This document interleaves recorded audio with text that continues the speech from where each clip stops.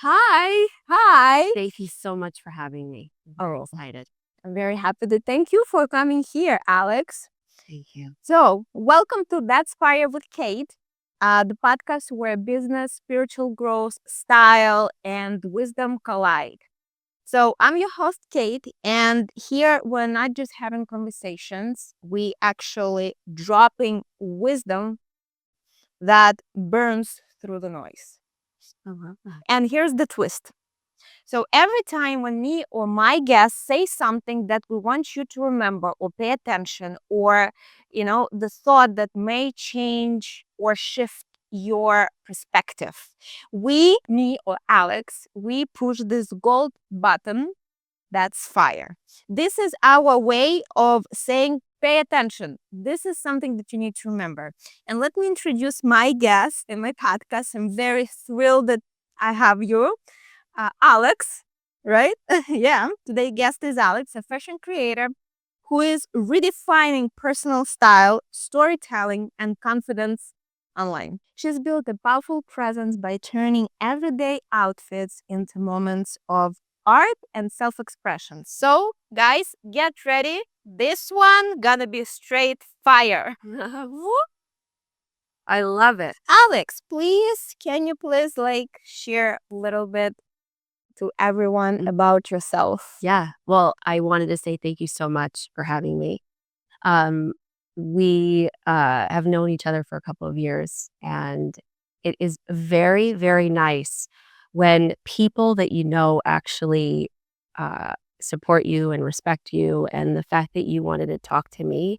This is my first podcast ever, and the first of many, I hope. The fact that you're not a stranger and someone who I know and you actually have the time and invested your time to talk to me means a whole big life. Oh, thank you. So much to me. Yes, I'm Alex, live in New York, and I've worked in fashion my entire life for as long as I could remember.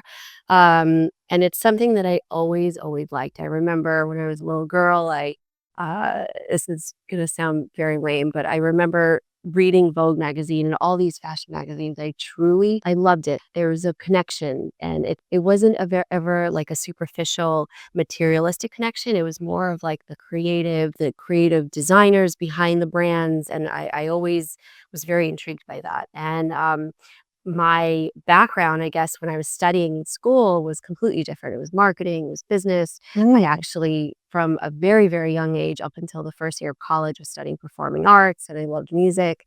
But I really shifted and I never really gave that much time. But I really gravitated towards the fashion and the fashion industry. So I spent almost 20 years in the fashion industry. Nailed it. And unfortunately, during COVID, I got laid off and I became a mom kind of at the same time, and this kind of fell into place, Mhm. and I love it very much. Wow, that's great. How did you decide to become a creator? How did you decide to translate about fashion and everything? Yeah, I never really gave it much thought. However, when I started, it instantly started sparking back thoughts from when, I think when Instagram was kind of starting out, 7 years ago. And there was a time when we got engaged and I was working in the city a lot. And I was kind of on the go and I was obviously much younger, no kids yet. And there was a time where I kind of thought, maybe I should dive into this, but I never did. I never even really, I'm not going to be an influencer. That's not me. But that creative part, I always had it. In every part of my career journey. Obviously, I was always very happy and, appreciate the accomplishments that I've had. But there was always that little small part that felt missing. Mhm. And I guess that push that I had was me losing my job. I became a mom. I took some time off. And then when the time kind of felt right, I started thinking about, okay, where is my next stage in my career? And that was when I really started to think and have that conversation. And I just kind of went into it. And it's the drive and the creativity that I think pushes me. Wow, that's actually great. And how did you start? I know that it's not easy to start, thinking about it, one thing, but I know a lot of people, they want to start doing it, but then they're afraid to be on a camera.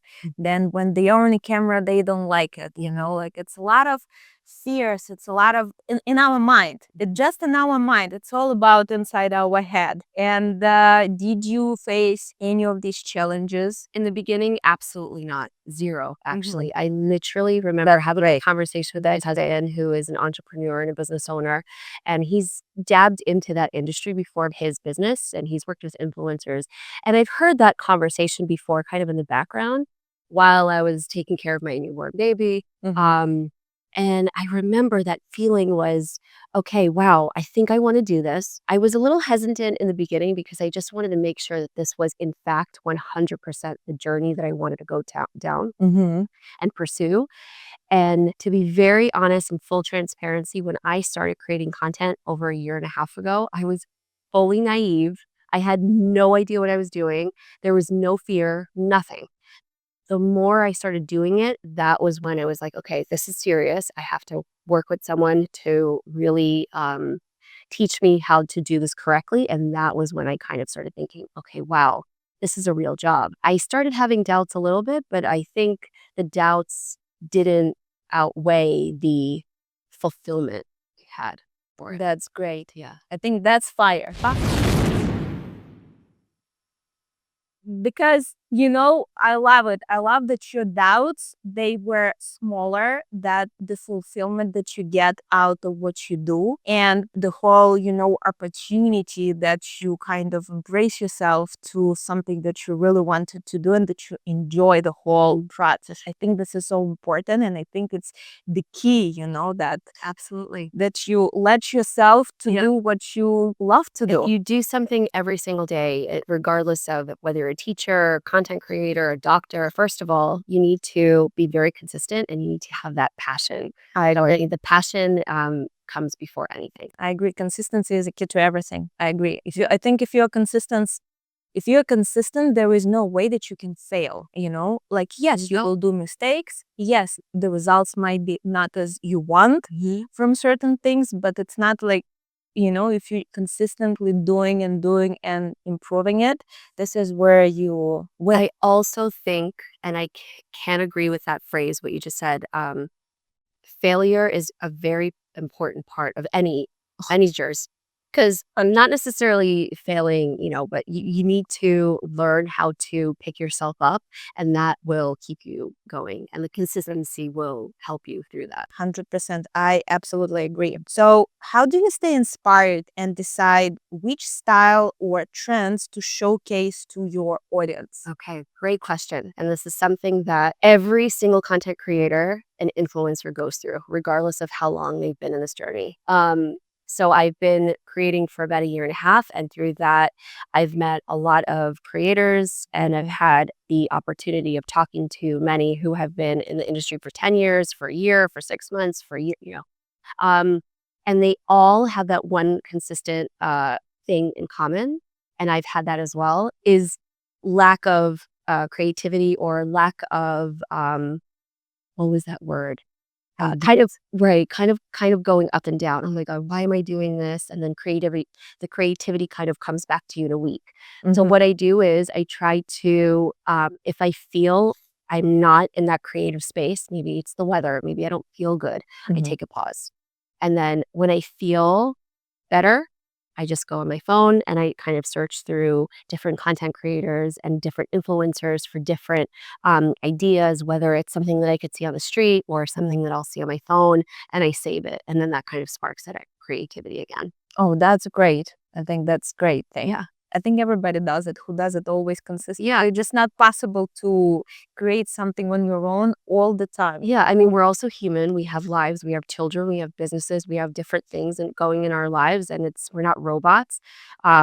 It's very hard, especially to be on camera, to always have that happy face. I worked in retail for a very long time, and I was constantly customer facing. And Mhm. on the sales floor, you have to be happy, presentable, and there are days when you don't feel that, but the customer should know that. So there's a you just kind of have to have that conversation with yourself and just find that creative spark again. Do you use it with your content creation? For example, if you planned, let's say, okay, tomorrow I'm gonna do this and I'm gonna shoot this and this and this, let's say, content, and you actually prepared everything, you planned everything, but let's say here is tomorrow, tomorrow is today already, and you're like, oh my God, I really don't feel good, or maybe I didn't sleep well, like the last night, that I can't just go and put my energy into it. What do you do usually at this Yes, time? and that happens all the time.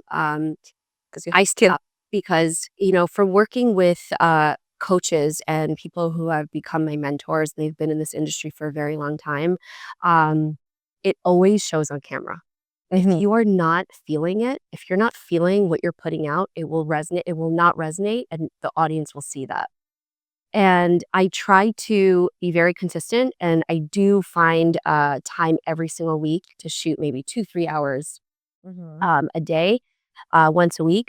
But if I don't feel it, I'll just postpone it to the next day or the next couple of days. But I need to feel positive, kind of happy because it will show on camera. Wow, that's actually not. You see, you're saying that you have mentors, and I know that your mentors, they're already people who achieve a lot, like in content, not just content creation, and basically this Mhm. industry. And this is actually very interesting that they say if you don't feel it, put it on pause But on because top, people can read it. 100%. And I've had that. That's fun. Fire, and it's the truth. And I haven't been doing this for that long, but a year I think has been a great mark for me where I do understand the differences between just things I didn't know last year when I went into content, and I've seen it when I wasn't feeling it. I was just pushing myself. The results underperformed for me with views and engagement, all of that. So I pause. I always take a break, and then it's just even something that maybe my daughter could do and inspires me, or just the weather, or just waking up in a good mood. I don't know. And then I try to go back to my phone, scroll through Instagram, and get that creativity going. Wow, that's interesting. That's great. Honestly, that's great. That's funny because when I had my beauty salon, I took a lot of also mentors, for business, how to operate the business, because I couldn't build wherever I built without anyone actually, teaching me or guiding me, Mhm. mentoring me. So, and but they're all were not from. I'm not sure if it's the culture thing because they're not were from America at that time. They were from Russia, but their way of doing business, it's like doesn't matter how you feel. Let's say unless you burned out, yes, you need to balance yourself, but there is goal. There is you put this time frame where you have to achieve this goal. You do the plan and you have to stick to the plan no matter what. Well, I agree, but it also depends on what kind of job and what industry you are. I think content creation or any kind of media, when you are on camera, obviously it varies. Good Morning America, you just have to go on camera. You just kind of have that pep talk, but Yeah. it's different. You need to, you know, I agree with you because the other way of creating, like the other way of doing business, made me burn out a lot of times. And when you burned out, when you don't have any energy, it takes you even more time and longer to fulfill yourself and put you back mhm. on tracks. Yep. I You know, agree. I think, look, the biggest reason why I went into this is because I just wanted to be very present as a mom, to my family, to my husband, to myself. When I worked in the fashion industry, obviously that was before having kids, hmm I did feel very burned out. And it was every single day. And it was pushing myself, and I was commuting, and I hated it. I loved it, but I just hated the effort that went into just getting into the office. And it was tiring. But with this, yeah, I take a break, and then I kind of shoot. I have everything planned, and I kind of know, okay, on this day, I'm going to allot a few hours and then create, and I feel good about it, and the that's great. execution comes out. That's great. So, how do you actually balancing this content creation with motherhood? Well, it was an adjustment in the beginning, I'm not gonna lie. In the very beginning when I started, again, I had no idea what I was doing. I knew that the creative part I had. Mm. I understood social media to some degree, but I didn't understand that content creation is a job, and you have to treat it like a Monday through Friday, and you have to treat it like a business, which it is. And in the very beginning, I was kind of all over the place, and I was just finding time, and I was shooting content and then editing and then posting that same day. It was burning me out. And then my daughter would come home from school. And to mention, I only have a couple of hours during the day Mhm. after drop off and then pick up. So I have to be very strategic and plan accordingly. So that took some time. So what I do now is, it kind of varies by week. Mhm. But Monday would probably be just my getting ready for the week, cleaning the house, and then Tuesday, Wednesday is content, create content, and then Thursday is maybe editing and then posting all that stuff. So it is very strategic, and I try to be pretty quick with um, the amount of content that I need to shoot because I kind of have already the idea of what I need to do Oh, that's ahead of great. time. Do you have those things like moments where you need to choose, for example, you have time for doing your job, right? Because this is a job. It is. It's not a hobby or something, it's a full-time job. And I know how much effort it takes, to do everything that you do. Like I know it. And especially when you're consistent in it. So do you have like a lot of the situation where you have a choice, either you need to work or for example, you need to do other stuff like this, that, and the other things, like maybe for the house, maybe for yourself. Yeah. How do you usually It varies by week. So, like, Monday or Tuesday this week could be a little bit different from next week. I But see. at least as long as I have a day, maybe 2 days of just content, during that week, I feel like I'm very ahead. And, again, if I don't feel good or if something's happening, obviously sometimes life just happens, I won't do it, I see. and I try to just go back into my older content and repurpose that so that way I'm always consistent with my work, at least on the, social media part Oh my when God, this was great. Okay, so I have a question for you. I think this is a very important question, and I think everyone right now should listen this part because this is the most important out, I think, of any type of content creation. This is the most important, how it's a metric that people should follow nowadays.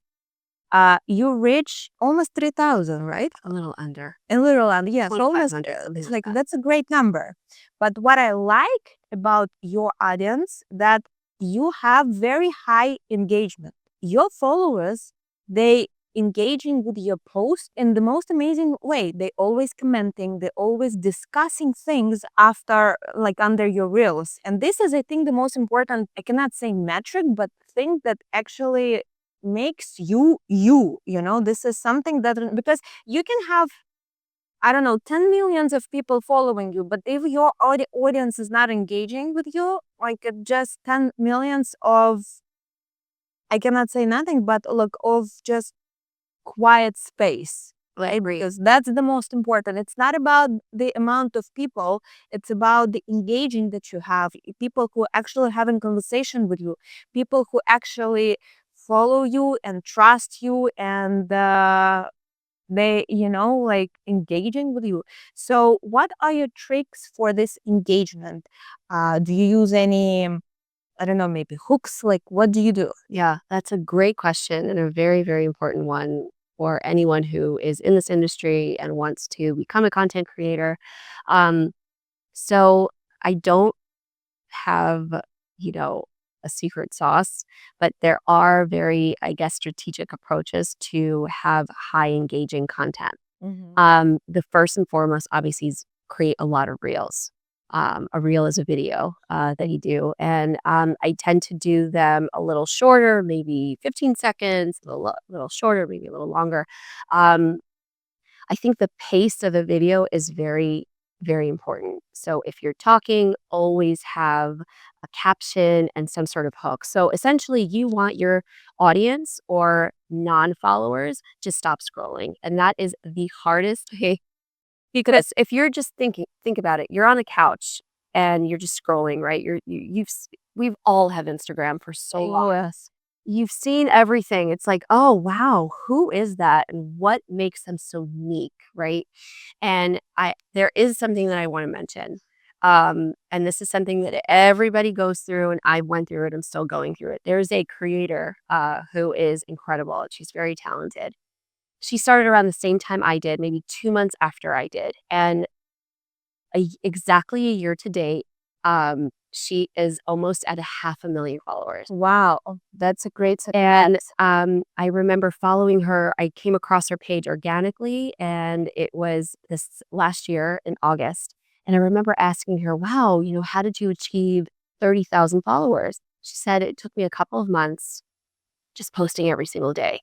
And I saw that the next month she had almost 100,000 followers. The last one, 200, and the next 300. And now she's almost at 500,000 followers. Wow. That kind of achievement is incredible, but it's very, very rare.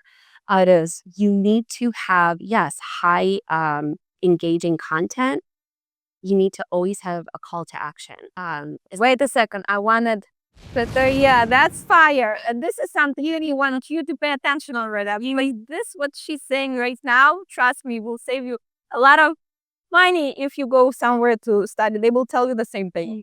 Yeah. So again, the first couple of seconds of your video, you need to have a hook and have that scroll stopping effect, whether it is having your phone kind of, you know, moving or having text on screen or, oh my God, you have no idea what happened to me last week. Let me get to it. The last, whatever it is, depending on if you're, niche in fashion or cooking, whatever it is.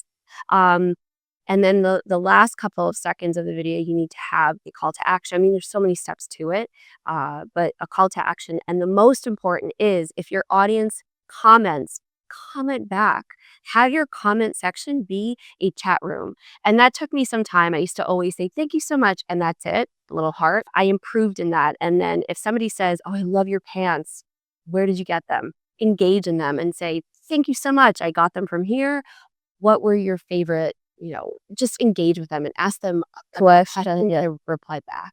I think another metric that's really, really important is shareable content. Try to have content that's shareable and something that will have your audience save your content. That's another call to action. Save to remember to, something that I do in one of my previous videos is save to remember the next time you're getting dressed. And I think, that actually really helped and the highest saved and shares that I've ever got in a video. So there's a lot of strategies, but what does I think are the key? Do you use any funnels or what is your intentional strategies that you use for that? I could do much better with that.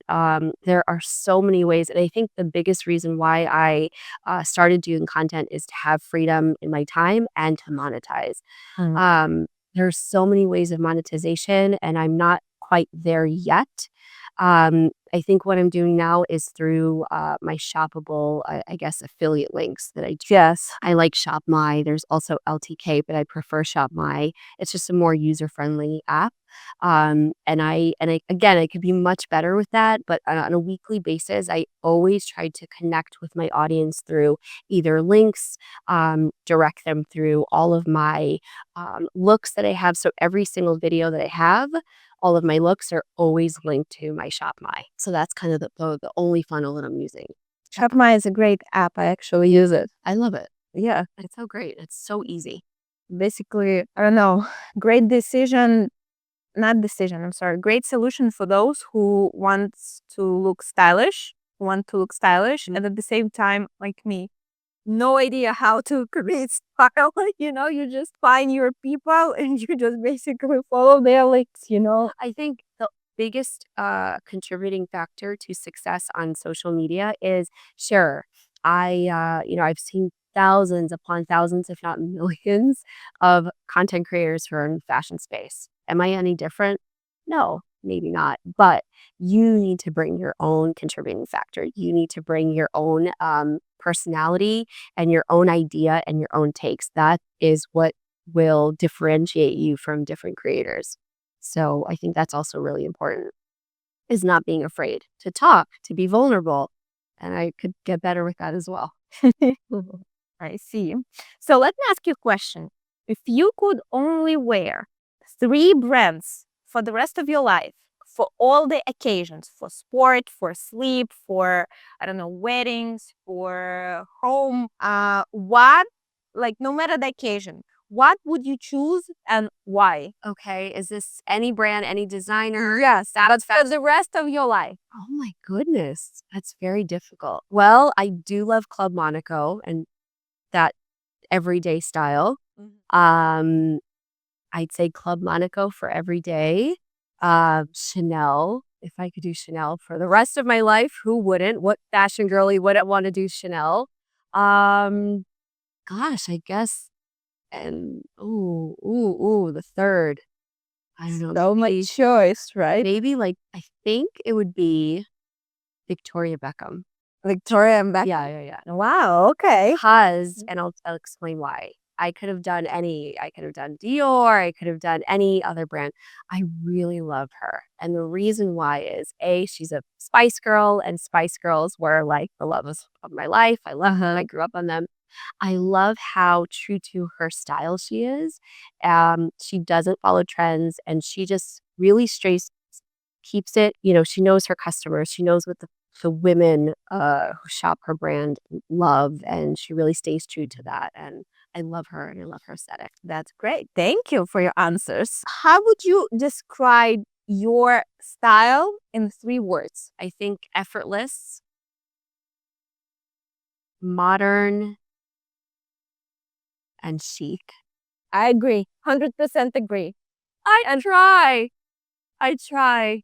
I don't like to follow trends, but I do like to keep my looks modern. I'm Okay. keeping up with the times, obviously. Like, obviously try to incorporate things that are a bit more trendy, but Uh-huh. use pieces that I already have or very classic pieces. Like, as an example, pair of sunglasses. I think that is the best way to keep your look a little bit more fresh and Mm-hmm. modern and trendy. But yeah, I think effortless, modern, and chic. I agree. And I think even not just the way how you, style yourself. Like I've been in your house and everything there looks the same, modern and chic, with the like, I try. yeah, you. That I love the style. Like I love your eye on and how you do it, like your taste. Maybe that's just because I'm the only child and I'm a perfectionist and everything needs to be perfect. But I know that when you have a dog and a toddler, things are crazy. But I try. I try to keep my house clean and my aesthetic and all that. Since you already said about the trends, I have very good question for you about trends. So are there any trends you think are overrated right now? There's so many, but again, I really, really hate trends. Uh-huh. Um, it depends on what it is. I feel like you shouldn't ever invest in or spend money on designer just because it's a trend and a celebrity or it's all over the internet. You should never do that.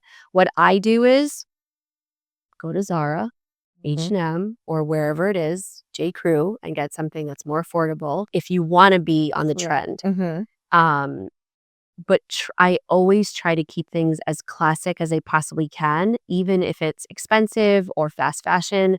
I don't know. I don't really look at, trends, eh, to be very honest. I don't like trends, so I feel like any trend should just be avoided, but again, small little tweaks, like little sunglasses, a bag, a little shoe, but don't invest in expensive because you're not gonna wear them in the next season or year or whatever.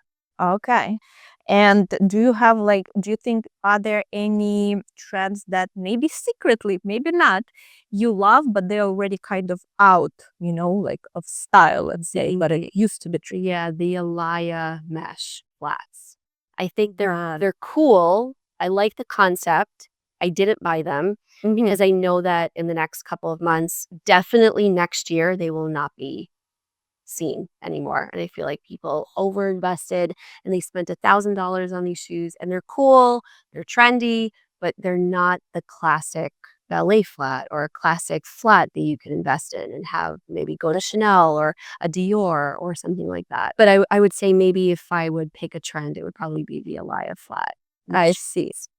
Okay. I see now. Good to know. Good to know. And also, and now that I'm thinking, the barrel jeans. Do you know the barrel jeans? No. The barrels that like look like I'll show you. I'll show you when Okay. you're done. It literally I put it here somewhere in the picture. put them here. I'll send it to you. It's literally the barrel jeans. I just don't like them. I think why I mentioned Victoria Beckham is she knows exactly who she is. If you are tall or short, depending on whatever your body frame is, your personality, follow what works for you.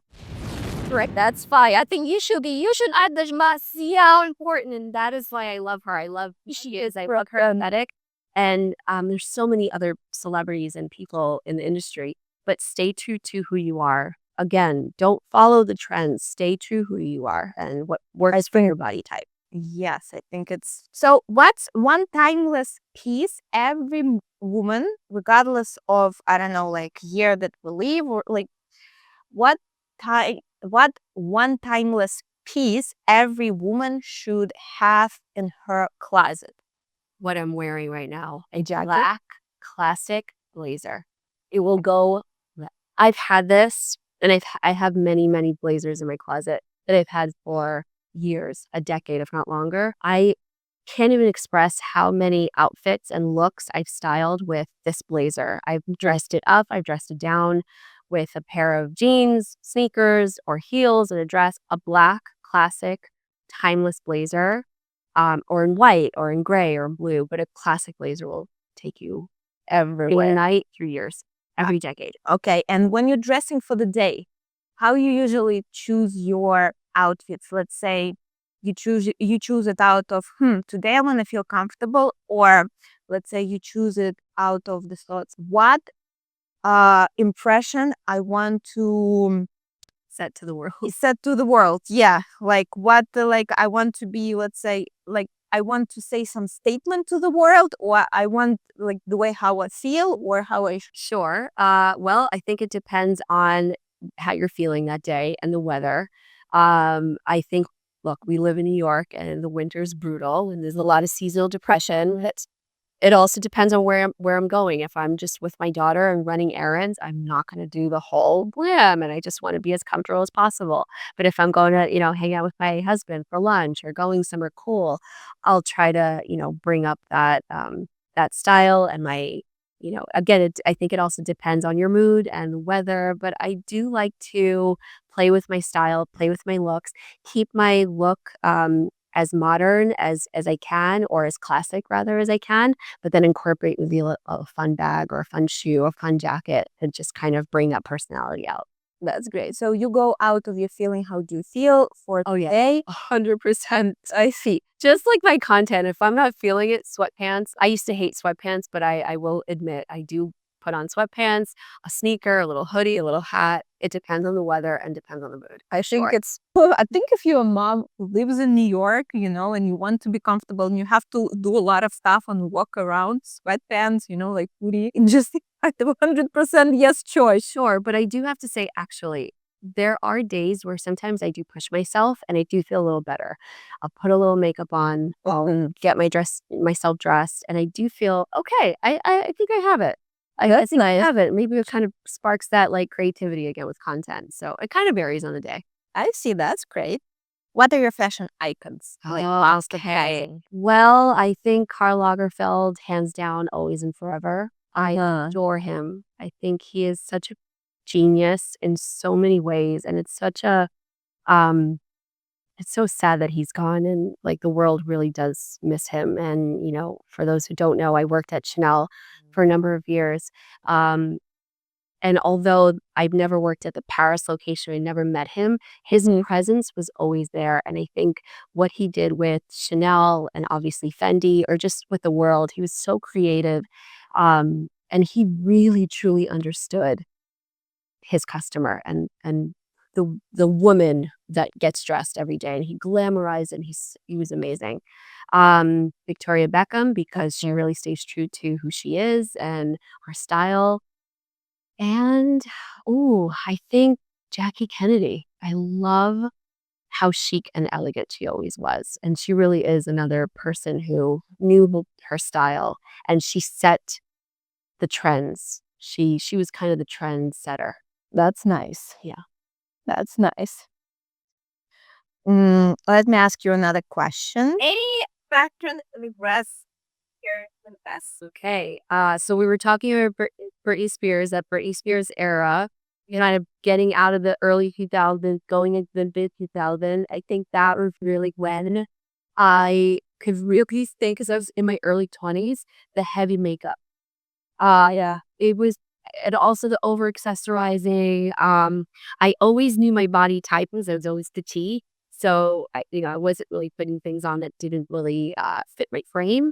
I kind of knew my body type then, but it was the over accessorizing, way too much makeup, heavy on the eyeshadow. I think that's kind of when I close my eyes, I kind of keep going back to that heavy makeup, and I do not know why I kept going back to it. But it was a trend. It was a very big trend. It's like I kind of going back to the very first time I saw a makeup tutorial, and that was when it was becoming like a whole big thing about Kim Kardashian and makeup artists, and they did this very heavy makeup look or eyeshadow look, and I constantly would replicate it, and I just it didn't look good. What about hair? Hair, I never really played around with it. It was always middle part, the same how it is now. It's a little frizzy now, but it was always kind of on the wavy part. I had this. How you call it? I have a small forehead, and I think if you want to do bangs, do it from like a further point so it has bigger. It just looked awful. I think the eyeshadow and the vase. I do not know what I was thinking. Oh, it's another one. Yeah, I've also had a like bangs. Yeah, hilaro and heels and heels. What if it makes you feel good at the time, then go for it. You'll look back and you'll laugh at it. I mean, you know what? I look back and I laugh at it. The way how I was walking in the hills in the winter, because the way I remember that moment when one car once it was also a lot of ice, in my city, and it was minus 30 degrees by Celsius, super cold, super windy, and I'm going like this with this hills. It's not even big hill. It's like this hill, high, like 10 centimeters. That's well. And I was like, like a chicken. That's hilarious. That's like, I don't know how it could make me feel good, but it made you feel good at the time. No, I can't understand what I would. The other question I'm thinking what my mother was thinking about. She didn't say me anything when they chose those, like boots for the winter. She said like the only one question she asked me, "Are you sure about this?" I said, "Yes, I'm sure." So like she didn't even say like it's gonna be uncomfortable for you or anything. Maybe because she knew that just doesn't make any like sense to kind of argue with me. She just let me leave this experience. Experimentation Yeah. will make you grow. What about your daughter? She will experiment. Yeah. Will you support her? Of course. Of course, you have to. What if she would say, for example, Mom, I want my hair to be pink color? I would ask her, "Are you sure?" And then I will show her references and tell her, "We look at that. I don't think it might be the best choice, but I don't know. I want to do the most supporting one. Okay, I don't want to ever restrict my child. I want to guide her for the right, paths and make great decisions, but, I'm always supportive no matter what. I think that's important. I agree. Totally. That's it and totally agree. Yeah. All right. Alex, it was such a pleasure for me to talk to you today. So thank you for coming to my podcast and supporting this challenge, helping with setting up everything. It just, I don't know, I feel so much in your support. And it was such a, for me, it was a pleasure to speak with you today. I'm very happy that you came here and do some money. Thank you for putting your time in and trusting me and wanting that time to talk to you. It really is. And that support, like when friends support one another, it's just that much more. I agree. Oh, I remember when we discussed it on the phone, I wanted also to discuss with you actually, like let me consign a cool question because I know that heard online one influencer, she has like couple of millions of followers. I don't remember her name, but she once said that friends who don't like your post or comment on your post are not even your friends because they don't support you. What do you think? That is a very good question and a very, very elaborate part of content creation. Before going into content, I've had Instagram for a very long time, and I never understood content creation at all. I had no idea what influencers did at all. I thought it was just posting a video, posting a picture, and that's like everyone. I mean, the vast majority of people don't understand what content creators do. Yeah. And I never really understood the benefits of supporting. Sure, I'll like, your literal support, like friends, or, who put like pictures of their family or daughters or whatever it is. But when it comes to content, I never really cared. And I never really followed a lot of influencers beforehand. Now that I'm doing it, I understand the benefits of engaging and liking and sharing and all of that stuff. And people like friends or family, they don't understand that just by they understand the amount of work behind the scenes. They don't understand. And yeah, they might scroll and see your pictures and might support mentally. They might say, oh, that's really cool. But they don't understand the benefits of hitting a like or commenting or whatever. I don't think that you should take it personally. Everybody has their lives, at this age, we are older and we have children, we have families, we have more businesses. Every single day we wake up and there's something different in our lives. And I think nobody really cares.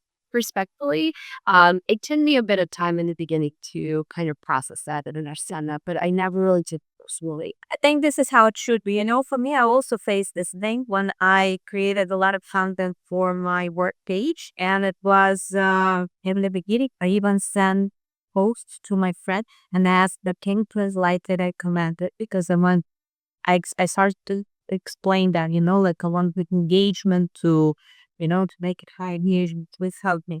Some of them did, some of them didn't do anything. And in the beginning, I felt like such a bitch. That's what like it takes you 1 second to hit the lighting button. And I do it the easiest way for you. I sent you the post. You don't even have to go to the Instagram. And in the beginning, I actually felt like they don't want to support me or they, like a little bit kind of offended. You also said, yeah, it's something time people have their lives and don't take it personally because if a person truly is a friend of yours, they'll support you and they'll support you either in person, they'll support you through your content. Um, it you don't have to take it personally. And I think I also to add is just focus on if you are really serious about dating content and in this for the long term, just focus on creating good content. That's all you should focus on. Sure, you'll have your parents or your husband or your friends support. Maybe not your you should put that focus on. And that's something that my mentors and my coaches coach me on a daily and a weekly and every single day. They always tell me, if you're here for the long term, don't think about these small things because it will bother you. It will take, and it has taken my creativity away in the beginning where I would go to my husband and say, gosh, why is this person or that or not specifically targeted on a person, which is in general, friends and family, whatever. And then I just removed myself from it. I really, everybody has their own life and just put out content. And if it's good quality content, those people will come to you. So like that's true for you. That's true. And the thing is, I think those who support you, you always see them. For example, I know that some of our friends, they even actually guys, like a family, like my husband gets friends because they know the full work that I'm doing to find these books. I see that they always try to give reaction, and when we see each other, they say like, well, good, like you're so good, like that you're trying. You can see, well, this is so great. And, those little things that kind of keeps inspiring, continuing more. That little feedback. Yeah, like we'll always pay attention of this good feedback and don't think about those who didn't show it, because it's not important. You shouldn't take it first. Yeah, Keep doing the work. yes, I think that lies existed and this thing should not make people lies and pumps. This is not what we do all life. I agree. There was one question that I wanted to ask you. I know that you've had your lash business for so long. And for as long as I know you, you've always been with boss state. And always like admire you. And I know you have your social media and your podcast that you're trying to grow. What is your intention with all three, I guess, platforms? Like, how do you want to connect all three? This is a great question. It took me 2 years to figure that out. So I don't want to connect my actual beauty lash page to this because there it's all about lashes. The truth is, why it took me 2 years to figure it out because I've been wanting to for some years already. Right now, I'm in the state where, first of all, I'm a music fan. around those weeklies, like I watch one weekly show. That second of all, it's something that my soul wants. I want to develop my brand. I like to be on camera. I can have a lot of knowledge and wisdom about business, about my, like lessons that I learned in business. Then I'm actually teaching also people like how to build their businesses, and not just business tips. It's also about mindset, about like a spiritual growth that I just need to share. I need to share it so badly that I decided to start my YouTube channel just to share all this knowledge because I can't have it inside my head anymore. I need to put it. So that's what that this is number one. Number two, I want to build my YouTube presence, to create a big community where women and I know that we have those communities a lot, but I also want to be part of communities like this where women support women in business, spiritual growth. And actually, before I had my kids, game was different. When you're a mother and you're kind of building your career, the game is totally different. It changed 360 degrees. So this is why for now, I don't know how I will monetize it in the future besides the creation part of YouTube. But then something that I decided, let me have the space for it and just start, right now. Yeah, that's heard you say. I do want to add, just mention that you don't want to tie your lash business to this. Yeah, I think there's a 100% way you can. And in drunk, it is very important because that is a big part of who you are. And what we can talk about is if you want to dive deeper on how to actually create the lashes, that's one conversation, but how to actually start this business. What are all the steps that took you, the hardships that took? But that's like, yeah, Steve, that's what I wanted to share. I mean, when I'm saying lashes, I don't want to go deep on lash application details, because I have 20 years of experience and lash people gave me how to do lashes. I don't want to go into that, right? It's not in the store. How to create this being not afraid Because of like, yeah, behavior, how to get the clients, how to open up your store, storefront, all these hardships. yeah, as I hear. This is what I want to care, but that's different story from lash. With those knowledges, you can actually apply it for additional. I don't know. Sure, service business. I'm gonna say, isn't this thing? Yeah, Yeah, you had such a good story. this is I guess adapting for my soul. Like YouTube channel, you are here, witnesses. My soul desire just this year was so strong. The I that I just started. There is no more. Before I was like, I had so fears. Like fear of. This is also to Google what I'm gonna say. You can apply it for everything. Fear of change became smaller as my desire of change and do what my soul wants. Because a lot of people, they want to do something, but they don't do because their fear of this change or something new is bigger than, the whole pride. Sure. So this year, something switched where I was just like, had this turning point. I was like, this is it. No more. No more. Like, I want it. I do it.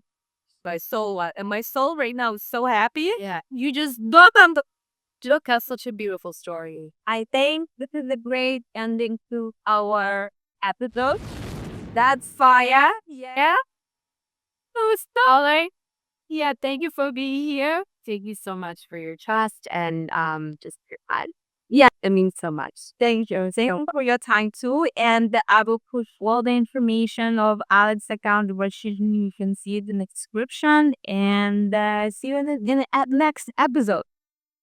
Bye.